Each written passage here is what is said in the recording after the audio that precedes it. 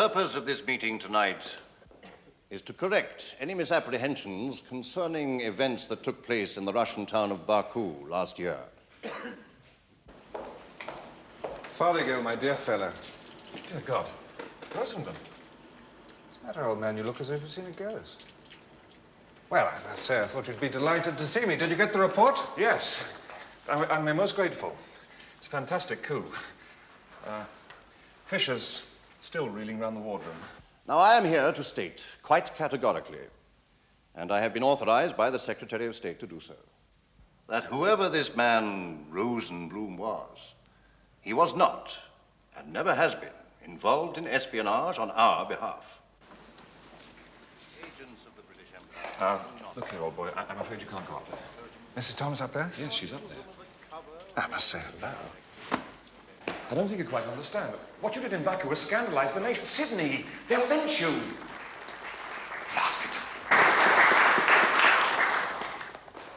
Spying is an odious business. It is an enterprise in which we engage with the greatest reluctance. All the more so, then, that when the necessity arises, we entrust our missions to men with some degree of gallantry as well as patriotism. Such men would never put a lady's honor at risk, even if their own life was at stake. Now, I would like to introduce you to Mrs. Margaret Thomas. Mrs. Thomas has come along, at her own request, to dispel some of the rumors which have persisted in many of our newspapers since she and her husband returned home. And she will answer any questions you may wish to put to her. Mrs. Thomas. Rosenbloom's here.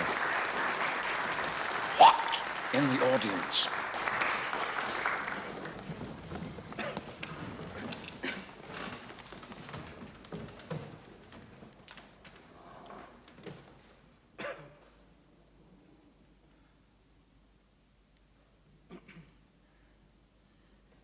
I want to thank Mr. Pomeroy and members of the British government for having worked so hard to get my husband and me released from Baku prison.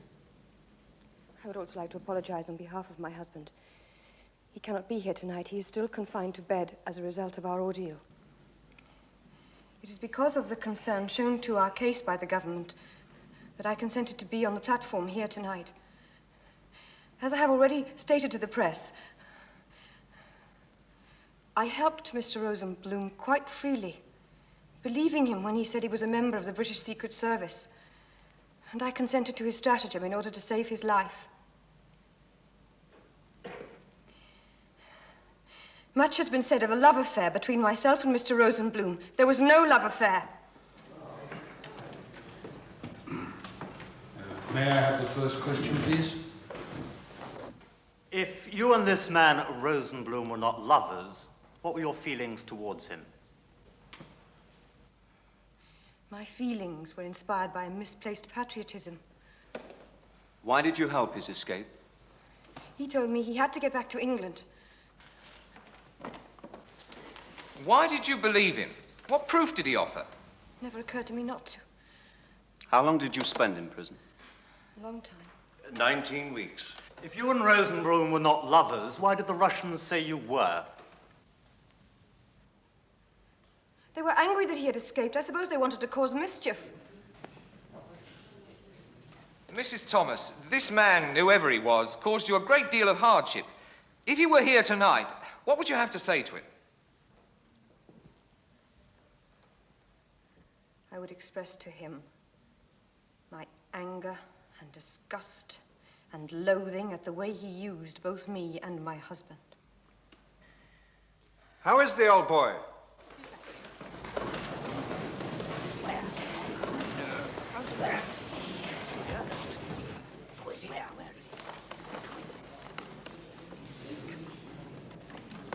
Ladies and gentlemen, Mrs. Thomas has been through a very trying time. I don't think we should press her to recount her experiences so soon after the event. And I would ask him why he betrayed me. Why he had to kill that officer knowing we would have to pay. Ladies and gentlemen, Mrs. Thomas is clearly overwrought, and I don't think we can prevail upon her to answer any more questions tonight. The meeting is therefore closed. What on earth possessed you to let him in? How could I have stopped it? Call a cab. Closed, gentlemen, closed!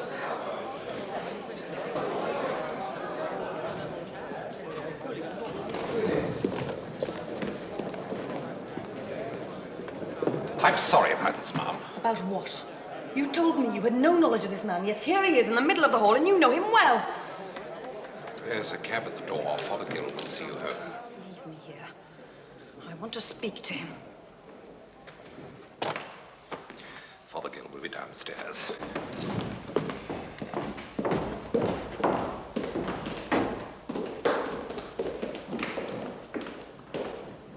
I simply cannot believe the man could be possessed of such indiscretion. Apparently he has his way with the lady in Baku, vanishes into thin air, then reappears just when and where his presence is least welcome.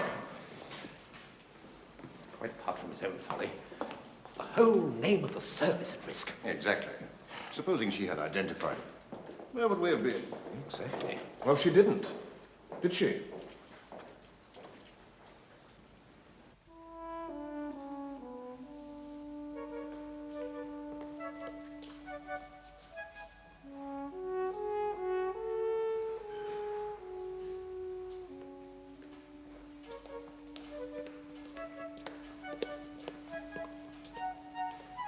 In answer to your question, my husband has had a stroke.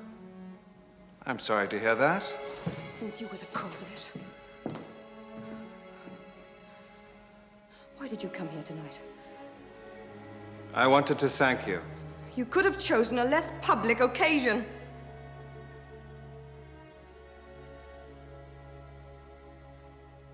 You used me in Baku. You manipulated me in the most cynical manner. No idea what they did to me after you left. I had to get out. I had to use whatever method I could to get out. Have you any idea what we've been through during the past 6 months? Stop thinking of yourself as an injured party. There's only one who suffered, and that is your husband. And he should look upon it as a visitation. He who taketh a young bride findeth himself in trouble. Isn't that what the Bible says? And besides, it's nothing like a grievance to sharpen an old man's wits and make him cling to life. He is my husband. I am still married to him. I sincerely hope so. He's a wealthy man and halfway to the grave.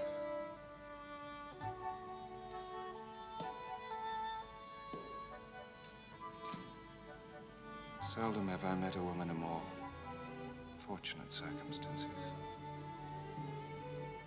Young, beautiful, and about to come into a lot of money. No!